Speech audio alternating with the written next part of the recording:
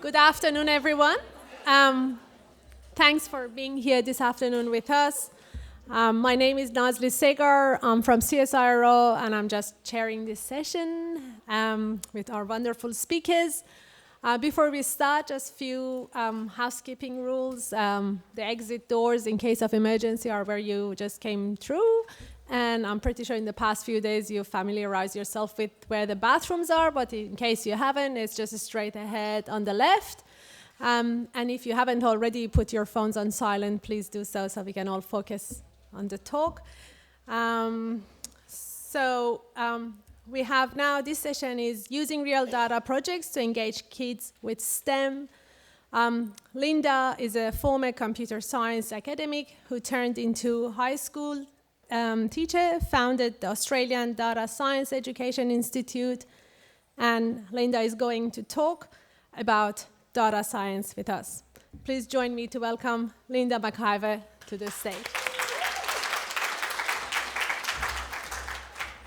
Thank you, fan club. I have a terrible tendency to do teacher voice and assume that I'm not mic'd, so if it gets a little loud, just let me know. Fair warning, chance to escape, there will be a little bit of audience participation. I want to start, I'm not going to roam because I'm wounded. I want to start by asking you a question. What does it take to get you out of bed in the morning? What really motivates you? Obviously. What do you care about? What makes you really want to do something? Making a change, nice one. Anybody else? Curiosity, that's a good one. Getting paid, that's important. Oh, nice. Doing something better than you've ever done it before. I like that one. Nobody has said fun. Hold that thought for a minute, because for me it's a chance to make the world a better place, to leave things better than I found them, to really effect change. That's what gives me goosebumps. That's what caused me to found a charity, because that's such a easy thing to do in your spare time. That's why I spent a year without pay to do that, because it mattered to me. I had the chance to achieve change, and I took it. So it wasn't fun stuff. But the chance to achieve change is something that STEM skills are really perfect for. Right? STEM is for changing the world. STEM is for solving the problems. STEM is for creating clean air, for solving climate change, for higher food growing productivity, for better housing, for better energy efficiency, for better sources of energy, for solving problems and creating positive change, and creating new tech toys. We mustn't forget that. But when I first started teaching in high school, we were teaching Year 10 students in a science school, no less, the fun stuff. Trying to teach them to code, we were drawing pretty pictures, we were making robots follow lines and push each other out of a circle, and they hated it. The single biggest bit of feedback I got from these kids, these science nerds, was, why are you making me do this? I hate this, it's not relevant to me, I'm never going to touch it again, I don't want to do it. We were teaching them to code, the fun stuff was just a means to an end, but they hated it, they could not see the point. So we were teaching them, essentially, that STEM was about toys. And who's motivated by toys? None of you said, toys are what get me out of bed in the morning. I'm not going to go there. How many of us are motivated by toys? Really not very many. Some of us are, and probably at a tech conference there are more people who are motivated by toys than in your average community. But the people who are motivated by toys, for the most part, are the people we've already got. The people who are already hooked into tech. I'm not terribly interested in those people, we've already got those. I'm interested in the people we haven't already got in tech, the people who don't see the point, who don't see the relevance, and importantly, who don't think they can do it. Those are the people that we really need to reach, and those are the people we're not reaching with the fun stuff. I don't want to diss fun. Fun is great. And I promise you that I have more ways of having fun than just writing a Python script or writing a new lesson plan. I really do. I do fun. But it's not what gets me out of bed in the morning. It's not what motivates me. And it's not what we need kids to understand about STEM. Because we are handing these kids a world in desperate need of change, of innovation, of problem solving, and of entrepreneurship. We are handing these kids a world in desperate need of STEM skills. And we are teaching them that STEM is about 3D printing jewelry and painting things pink and calling them girl stuff. We're teaching them that STEM is useless. That's not what we want them to come away with. We want them to come away with STEM as a problem-solving tool that they can use to change the world. And we're doing kids a huge disservice. We're saying they're kids, therefore fun is the way we reach them because that's what they're interested in. Let me tell you something. Kids want to change the world. They're desperately worried about the world, about climate change, about pill testing, about all kinds of different health issues, about the environment, about the impact of AI on our world. They're really worried about this stuff. We have the capacity to give them the tools to do something about it. So guess what happened when we made that year 10 course a data science course instead of a toy course? We were teaching the same basic coding skills. We're still doing iteration, selection, variables, functions, all that stuff. We were teaching a bit of extra stuff as well, which I'll go into later, but we were now using real problems. We were using real data sets. We were giving them something to get their teeth into. And suddenly, they could see the point. They found themselves using those skills in other subjects, in projects. They found themselves taking the project and running with it long after the subject was over. They really got into it because suddenly this was something they could see the point of. We wound up just that first year increasing the numbers in the elective computer science subject in the following year by 30%, and we doubled the number of girls. Now, when I say doubled the number of girls, I hope that all of you are being very skeptical and critical, going, how many did you start with? Did you go from 1 to 2? We went from 5 to 10, which is still not good enough, but it's also only one data point. One data point does not make a trend. I'm not going to claim that's proof of anything, but it was, to me, very indicative. There were kids who were getting into STEM and into computer science who hadn't been engaged before and who couldn't see the point before. And none of it was pink. Hooray! So the first data science course we ran was around the time of a federal election. And so we used election data. It turns out you can download all of the vote information from the Electoral Commission website. So we downloaded the Senate votes for Victoria, which is where I was teaching, and that's over 3 million lines. You can't even open that in Excel. I'm sorry, we're gonna have to code. Oops. But they loved it, and they didn't need a lot of code to extract the information they needed from that file. So the 3 million lines, I'm just gonna read this to make sure I get it right. It contained polling booth, electorate, a bunch of stuff that I never deciphered, and a 151 position comma-separated string, which was every box on the ballot paper. Now, for those of you who've seen a Senate ballot paper in Australia, you'll know it's a two-dimensional ballot paper, and a string is not a two-dimensional data structure. So we had to work out how does the string map onto the ballot paper, and so I called the AEC many, many times, completely failed to find anyone at the AEC who could explain how it mapped. There must be somebody, but I couldn't find them. So the only reason I was able to do that was because I was part-time, and so I used my own time to determine from first principles how the ballot paper mapped on by working out, well, where are the major parties because they're going to get the most votes, and kind of trying to map it out from there. It was a long time to work it out and to verify it and to build the project, but I was passionate about it and I had the time, so I was able to do it. Teachers don't have that time. If they're full-time, forget it. Often don't have the skills either, but I'll come to that in a minute. So they learnt to program to get the data out of the file. They learnt about using a small amount of the data to test their program so that it didn't take 5 minutes to run every time. Because much as I love Python, it's not the fastest code in the world, especially when you're dealing with a lot of I/O. And they found their own questions. So they learned how to work out what questions the data set could answer, and they worked out their own questions. So every student in that cohort found their own question. They asked questions like, where did Pauline Hanson voters come from? Which party's voters were more likely to follow the how to vote cards? Yeah, it wasn't a big surprise, but it was interesting. A different planet. They looked at female representation below the line and what proportion were women and what proportion got the votes, you know, how the number of votes mapped to the number of women. They looked at preference flows, they looked at how the polling compared to the actual results. So every student did a different question and therefore needed to write different code to extract the data they needed from the file and analyze it.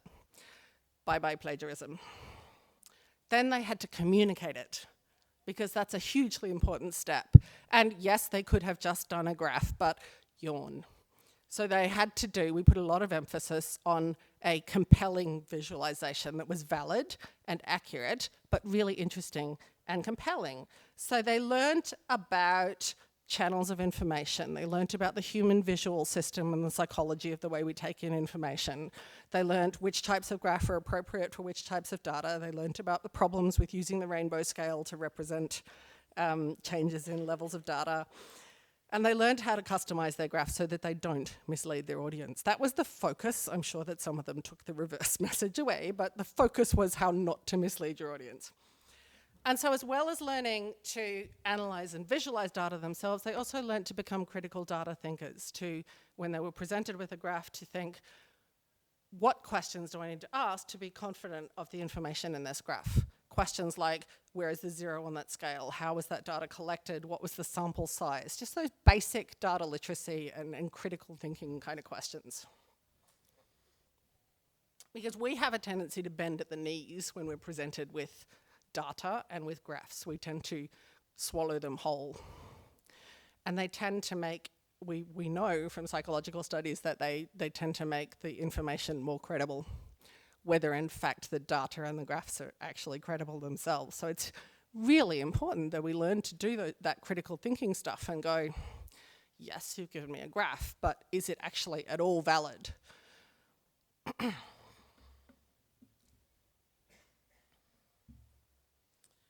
And another reason, apart from the critical thinking thing, is we need our kids to learn data science skills, because data science and machine learning are increasingly ruling our world. It's controlling the traffic, it's controlling the healthcare system, the judicial system, it's influencing our consumption and our behavior, even our voting patterns. And how many of you in this room, audience participation time again, whoop, whoop, warning, how many of you really feel like you have a good understanding of how these things work? I'm really impressed to see a couple of hands way up and one hand kind of partially up. There's quite a lot of people in this room, and this is a very highly educated audience compared to the person in the street. We don't understand how this stuff works. A lot of the people who've written it don't understand how it works, but that's another issue. So it's really important that we educate upcoming generations to actually ask those questions. Is this stuff that you're doing with my data okay? Facebook, Google, anybody. You know, people are collecting data willy-nilly and then doing all kinds of bizarre stuff with it. Are we okay with that? We don't even know enough. We're not even educated enough to have a sensible conversation about that right now. So we need to lift the data literacy and the computational literacy of our students so that we can have those conversations and actually start to influence the way this is running. Because at the moment, the influencers are the big tech companies, the exploding startups. Those are the way, that's how it's controlled, and no one is actually having a sensible conversation about whether this is good for our society. So to do that, we need to engage kids with data in the classroom. We need to show them its relevance, and we need to build their data science and tech skills. As I said, that takes a lot of time, but it's also highly skilled work to find the data sets, to make sense of them, to build projects around them. Most teachers definitely don't have the time, and a lot of them don't have the skills. It's also really important to acknowledge that student motivation isn't the only issue we have with teaching tech in schools. The problems are many. Tech has an image problem almost as bad as that of teaching. So kids don't see themselves as the kind of people who go into tech, and that applies to boys as well as girls. The girl-boy diversity issue is the low-hanging fruit. It's the easily measured part. What we get in tech, for the most part, and this room is probably 100% exceptions to this, what we get is we get a very narrow set of personality types, and also of background and of gender and all the rest of it. We get the stereotypical person in tech that we've already got. And part of the reason that we lack skilled teachers is because the correlation between that type of person who goes into tech and the type of person who likes to teach is unfortunately rather low. But it's also because if you have those skills, you can earn a lot more and work a lot less out in the industry. Yep, says Michelle, who went from teaching into tech. But it's a real problem if you want innovative solutions created by tech that actually meet the needs of all of our society and not just the tech nerds. It's a real problem if we don't have that diversity in the industry, and for many, many reasons that have come up time and time again at this conference. The other problem we have is that a lot of teachers are terrified, flat out terrified of tech. And we have, in our infinite wisdom, mandated tech in the curriculum and for the most part not given the teachers the time or the resources to learn how to do it, with the exception of some wonderful initiatives like the CSER MOOCs, and there are things around, and Google works very hard to try to tackle that with their education grants and all that kind of stuff, but most teachers are really still struggling. And if you have teachers who are afraid of tech walking into the classroom and trying to teach tech, what do the kids learn? Even my teacher, who is God, is terrified of this stuff. I'm out. No way. So this is why I founded the Australian Data Science Education Institute, which, by the way, is a registered charity, to find and make sense of the data sets, to build cool lesson plans and project plans around them, and to train teachers with the skills that they need to do this stuff across the curriculum: history, geography, English, maths, science, tech, all of the things. Every area of the curriculum has data that's relevant to it, and we can build it in. And I'm not starting by teaching teachers to code, because if I walk into a room and tell teachers I'm going to teach you to code, there'll be a whisking noise, and I'll be like, where did everybody go? Terrifying. So we start with spreadsheets, and I hate spreadsheets. Let me tell you the issues with spreadsheets. No, we haven't got time. But we have to start where they are, right? And build their skills gradually. You get them up one step, and sooner or later they're coding and they're happy about it. So, using data science teaches kids why STEM matters and gives them the opportunity to use those skills to change the world. And how we've done that is we have built projects. There's a template. There are two templates, in fact. We have local problems and we have global problems. This is the local problem template. Works really well at primary school, but applies a lot to secondary school as well, which is find a problem in your community, might be in the school, might be in the broader community, measure it, analyze it, communicate those results, implement a solution. So come up with a solution, maybe brainstorm it as a group, implement it, and this is the bit that is fundamental, measure it again to see if it worked. Hands up if ever in the course of your working life you have been involved in an initiative which everybody said would change everything and was not evaluated. Imagine if the default was when we try something, we check to see if it worked. It's not rocket science, but it doesn't happen. It doesn't happen in politics, it doesn't happen in business, doesn't happen in education. Let me count the ways. So the measure it again part is really important. And you can continue on that cycle. If the kids are really engaged in the project and you're building it, you've got all of your math skills in there, you've got your communication skills, you've got your science skills. This is a science experiment, right? This is STEM. And depending on the problem, it could be all of the letters in STEM. How many school projects actually use all of the letters in STEM? You know, schools go, we need to do STEM, and they rush out and they evaluate everybody else who's doing STEM, and they go, we're going to do a one-day robotics program. Just kill me now. So people implement programs as a matter of ideology, and then they say, you know, it was awesome, worked brilliantly, and you say, how do you know? And they go suspiciously quiet, and then they change the subject. Incidentally, that's also why ADSI collects feedback data on all of its courses, and we're currently building a feedback mechanism for our online resources as well. So we also have a template for global issues, which is find a data set. It may be preceded by finding a problem, depending on how you want to tackle it, and we find a data set that fits that problem or that topic in geography or history or whatever. You explore it, and that might be as simple as sorting and filtering and, you know, calculating averages, very simple skills that teachers for the most part already have. Then you find a question it can answer, and that's a very tricky step and can take a lot of exploration and play. Analyze it and communicate it. So this might be climate change posters about, you know, here is why you need to worry about climate change because all the turtles are going to die. True story.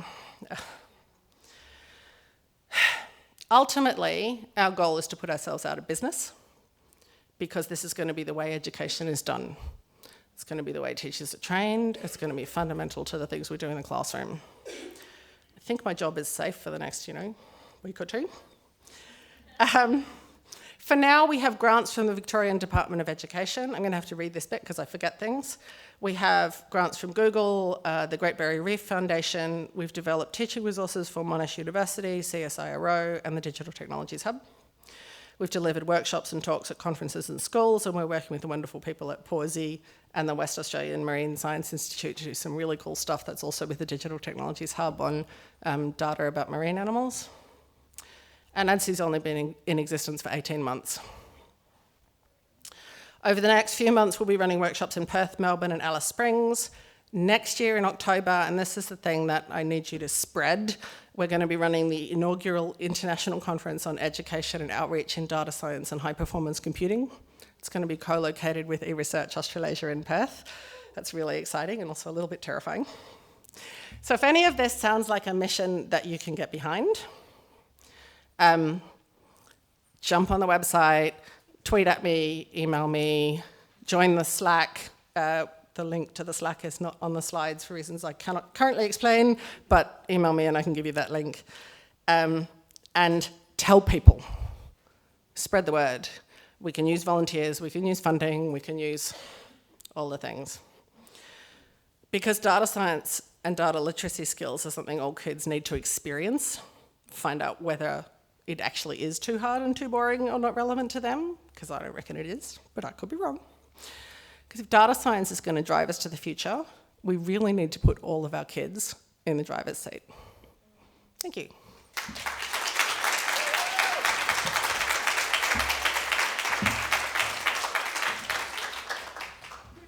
Thank you, Linda. That was great. I'm too short. And please join me again to another round of applause for Linda. It was fantastic, and thank you for here.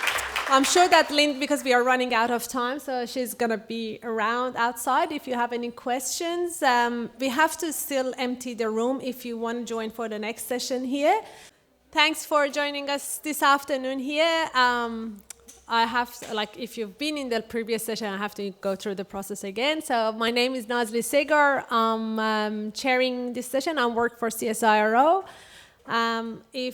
So again, few housekeeping exits are on the left side, and the bathrooms are at the end of the corridor on the left. If you haven't done already, do this. Please put your phones on silence. And Yeah, thank you. So we're here for the Breaking Expectations, how one coding bootcamp practices inclusivity. So Bianca Power is going to speak for us. Bianca is an educator in Coder Academy's bootcamp. In her previous life, she did a PhD in education. Bianca is passionate about how education can change things for the better, and she's going to share her ideas with us today. Please join me to welcome Bianca Power to the stage.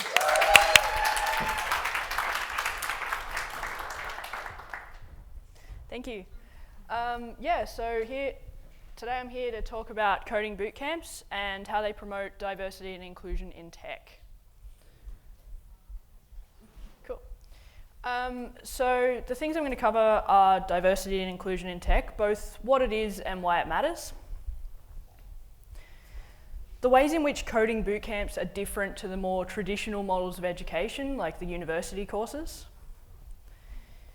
I'm going to talk about the practice of what we do in Coder Academy's bootcamps and how that's different to coding bootcamps in general, and then talk about the educational theory behind the practice of what we do. And then I'll finish off by talking about the outcomes for our graduates as they're coming out of our bootcamps. But first I want to give you a little bit of a background on me. I was a bootcamp student myself, so I want to tell you a little bit about how I ended up there. So I grew up a working class Aussie kid. My mum dropped out of school at 15 as soon as she was legally allowed to, and was pregnant with me at 18. I was born a week before her 19th birthday.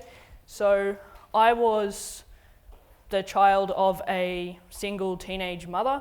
No one in my family had gone to university. Most hadn't finished high school. So statistically speaking, the chances of me doing any more education than they had was slim to none, but nobody told me that. So I think something I realized from a very early age was that education was a way for me to break out of that cycle of poverty that my family was in. And I'm not sure when that first occurred to me, but I know that it became increasingly apparent to me as I got older. My little sister was born when I was 12, and then my brother when I was 14, and my youngest brother when I was 16. And I remember at the age of 16, I was standing out in the backyard at home. I had my little baby brother in my arms, and I was watching my stepfather slice up a roll of Spam and barbecuing it for dinner. And I'm just looking at this, and I'm looking at my siblings, and I'm going, you know what?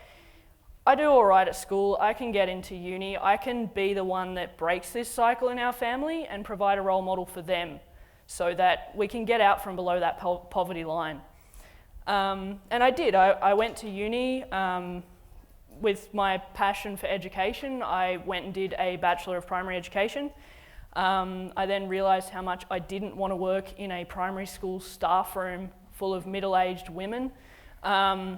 It just really wasn't my thing, so I went and did my PhD in education, became really highly educated in education. And then, so that was pretty good. I really enjoyed that. And then towards the end of finishing my PhD, life threw another curveball. My partner got quite unwell, and basically I did finish my PhD. That's why I got the doctor up there. So I did finish the PhD, but I basically then became a full-time carer to my partner for several years. So I was then out of the workforce, out of industry. And so after a few years, when I was looking to get back into work, I was in this sort of weird position because prior to that, I was one of those crazy people you hear about where they've got the 10-year plan on their wall. Like, I had it all mapped out. But yeah, the several-year career break was not in the plans. I was then looking at, do I go back into academia or do I go and do something different? And tech was something that I'd been interested in for a long time.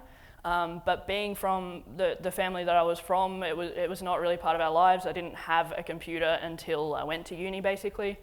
But my partner was a programmer, so he'd been exposing me to things for years by that point. And so I'd heard about coding boot camps in the US, saw something on TV probably, I don't remember. Started Googling to see if it was a thing in Australia, turns out it is. And eventually I enrolled in Coder Academy's 6-month web development bootcamp. So that's what led me there. And I found myself surrounded by other people who came from all different backgrounds. So a really diverse group of people. And I'll talk more about the sort of diversity in our bootcamp in a moment, so I'll leave that there for now. But after I finished the bootcamp, I was given the opportunity to come back as an educator in our bootcamps. And I was like, absolutely, I love what Coder Academy is doing in terms of bringing diverse people through and helping them turn their lives around in many cases through pivoting their career into tech. So yeah, now I work there. So taking a little bit of a step back, what's diversity and inclusion in tech? So I think that what we're talking about when we talk about this can change in different contexts. In the context of our boot camps, it's about making the tech industry more accessible for more people. And as a way of doing that, making tech education more accessible for more people. The situation I was in, for instance, when I was out of work for a few years, I didn't have the time or the money to go and do a university degree. That wasn't going to happen, but a 6-month boot camp, I could do that. And that's the case for a lot of people for different reasons.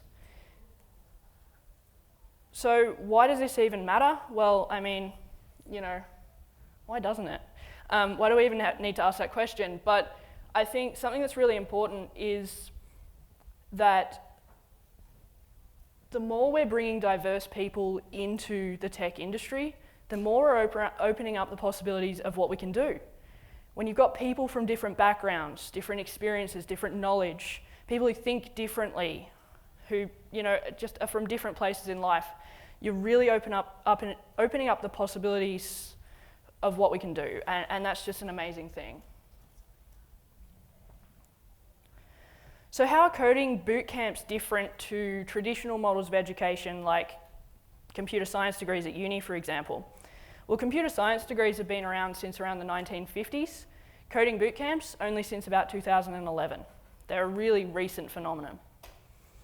They're largely US-based, and they act as an alternative to university. They attract a different market. People for who the traditional models of education just don't work or just aren't suitable at that point in their life. Whether it's someone who learns differently, who can't afford to go through several years of university, whatever the case may be. And they're also characterized by an intensive delivery model. So we're delivering, in some cases, the same amount of education as something else might, but we do it in sort of a fast-tracked way.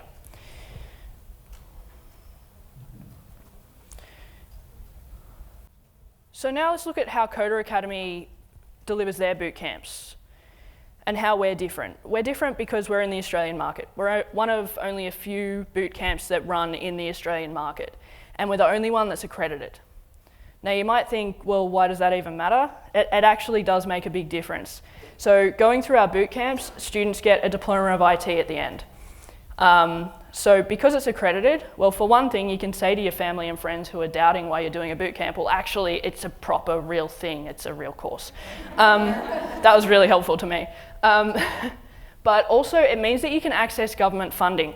So rather than having a huge upfront cost, which is the case with a lot of boot camps, or most boot camps, you can actually access the fee help funding like you might if you went to university, which, yeah, it really brings down a barrier. It's targeted at career changes. So we're talking people who've come from having a previous career. So for me, it was education, but the people in the class with me and some of my students have been from law, from medicine, homemakers who've never actually worked in a traditional job. One of the top student, I would consider him a top student that I ever taught, was a fruiterer, and that's what his whole family had done for generations. And he was this amazing developer by the end of the 6-month boot camp, and I'm like, whoa, this is so cool. Because of that, career changes being sort of who we're targeting, we've got a median age of around 28. So if you look at university courses in the first year of university courses, you're going to get a lot of younger people. But we've got sort of a more, I guess you can say, mature age group. But we have students, as young as 18 up to over 60 years old. There's a huge range, but if we're looking at the median, it's around 28. There's a huge amount of diversity in our students. And with that amount of diversity that we've got, we need to deliver a model of education that's going to not just support that, but actually facilitate that working. So we're actively working as educators from day one to consciously create inclusive learning environments. One of the things that we do to make our boot camps more accessible is we run a few different tracks of them. So our longest running boot camp, which has been running since 2015, is our fast track boot camp. And that's the one that I went through. It's our most intensive boot camp. It runs over 6 months, 5 days a week, 9 a.m. to 5 p.m. We've got students in a classroom. They get the diploma of IT at the end of it, as they do from the other boot camps. But rather than the 12 months or more that it would take doing it with other institutions, we get it within 6 months. And we find a way to do that without reducing the quality of their education. It's just a much more intense experience, which means we're providing a lot more emotional support and that kind of thing along the way, especially with that diverse group of individuals. I'll talk more to that in a moment.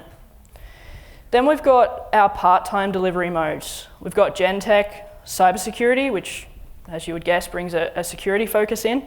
And we're about to start up a women-only boot camp as well. And those three run as 3 days a week, 9 a.m. to 5 p.m. over 10 months. So you're doing it over a longer time period, less time each week, but they're still really intensive as well. So in terms of what we do every day and what that looks like, ignore the education speak on this slide because I'll explain it on the next slide. But basically, regardless of which of the boot camps you enroll in, it looks a little bit like this. There'll be morning coding exercises, which are sort of carrying on from the previous days or the previous week's stuff. Then there's modeling and guided practice, and I'll explain what that means in a moment. We have a lunch break, and we encourage our students to actually take the lunch break and have a brain break, and getting them out of the classroom can be a problem because they just want to make that thing work. And then in the afternoons, we've got independent practice. And the practice of what we do in our boot camps actually really clearly aligns with education theory. So that structure that I've just given you, it aligns really well with both direct instruction, which is educational theory that's been around for decades, as well as the extreme apprenticeship method, which was proposed for beginner level programming courses. So direct instruction follows this modeled guided practice, independent practice structure, and that's why I've got those words there. What they mean is basically the modeling phase of the day, the educator is demonstrating to students how to do something. They're modeling the practice. And at that point, students can ask questions, but they're not sort of following along doing it themselves. They're watching, they're actually paying attention, hopefully, and learning something new. It's new content. Then we have the guided practice section, which is where we don't introduce new concepts, but what's happening is we've got a new context in which to practice those concepts.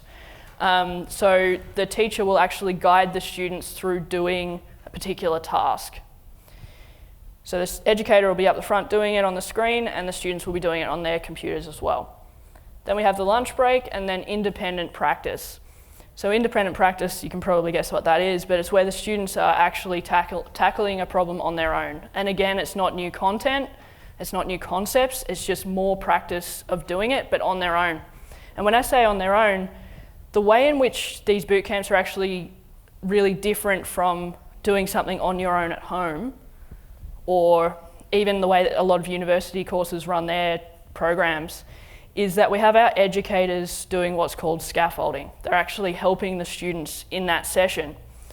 So scaffolding is another educational term, and it's related to the zone of proximal development, or ZPD. And the zone of proximal development, what that means is it's the zone between what a student can achieve on their own without any help, and the maximum that they could achieve with somebody's help, with scaffolding. And when students are working within that zone, that's actually when they've got optimal learning taking place. And that's where we always aim to have our students working, within that zone. Another thing that's super important in our boot camps is classroom culture. We've got up to 30 students in each of our boot camps at a time, and they're in there 9 a.m. to 5 p.m, 5 days a week or 3 days a week, whatever the case may be, and it can get really intense, and they get to know each other really, really well. And with such a diverse group of students in particular, we have to actively be promoting that inclusive classroom in our boot camps. One of the things that we introduce students to from week 1 is the concept of growth mindset. So growth mindset, in a nutshell, is the importance of believing that you're capable of learning if you put in the work. And it's the importance of believing that. It's been shown in research studies that when done well and when students actually believe this, it can have a huge impact to their ability to learn. And it also changes how students see each other.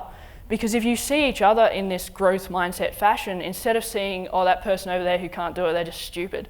Instead of thinking like that, you're thinking, oh, that person can't do it. Oh yeah, they just haven't gotten there yet. That's okay, they'll get there. It completely changes that dynamic. Another thing that research has been showing is that a key reason for people not entering a new field is that they can't see themselves represented in it. That's a huge barrier for having diverse groups of people in an industry. So of course in tech, the traditional white male sort of thing going on, it can be hard for people of other backgrounds or genders to see themselves in tech. So something that we do at Coder Academy is we actively work to show our students, or prospective students as well as current students, role models that are different. So in our marketing materials, you've got our prior students in our marketing materials representing all kinds of educational backgrounds, all kinds of previous careers. We've got men, we've got women, we've got non-binary individuals, and just trying to represent sort of a really diverse range of people. We also make sure that each of our boot camps has a female educator in it as well. In many cases, they're in lead educator positions. Our general manager is also a woman. We're trying to show sort of those role models of not just women, but also women in that tech space. And we also get previous students and mentors from industry to come in and talk to our bootcamp students. And sometimes we'll go on excursions to places like Google and things like that, and we get to see the diverse people that are working in these companies. In terms of outcomes for our graduates coming out of the bootcamp programs, they're actually quite comparable to Australian university IT courses. They're sitting at 72% and 70% employment rates post-graduation. And I think that's pretty significant when you look at the duration of a typical IT course, university course is 3 or 5 years, depending on what it is. Our boot camps are 6 months, and we've got comparable employment rates coming out of that. At the end of our boot camps, students can optionally go on an internship facilitated by us. The connection's made by us, but they have to prove themselves to those companies to get those positions. And they end up with positions at places like Qantas, Vodafone, JB Hi-Fi, NAB, Australia Post, Valiant Finance, Tribe, YouFoods, and all kinds of other small and large organisations as well. So I think that when it comes to what I'd like you to get out of this talk today, I think it's a couple of things. It's that education can be incredibly powerful. It can change people's lives. And also that if we want to do things differently, if we want more diversity and inclusion in tech, if we want things to look different, I think somebody said that the definition of insanity is doing the same thing over and over and expecting a different result. Well, we need to do things differently. We need to break expectations. Thank you.